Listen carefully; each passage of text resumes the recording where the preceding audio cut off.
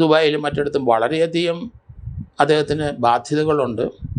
മലയാള സിനിമയിലെ അറിയാം എല്ലാ നടന്മാരും ചെറുതും വലുതും എല്ലാവരും ദുബായ് നടന്മാരും നടികളും ദുബായ് സെൻട്രലൈസ് ചെയ്ത് പോകുന്നതിൻ്റെ രഹസ്യം എന്താണ്?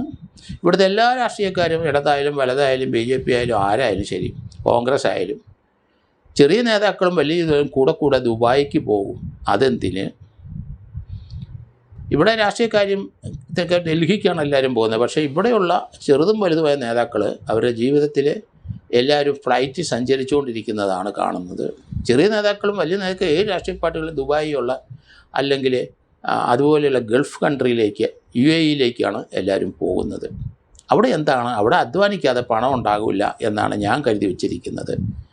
അല്ലാതെ അവിടെ ചെന്ന് പണം വാരിക്കൊണ്ട് ആർക്കും കഴിയില്ല. പിന്നെ എന്തിനു പോകുന്നു എന്നുള്ളതാണ്. അവിടെയാണ് ആ വിഷയം.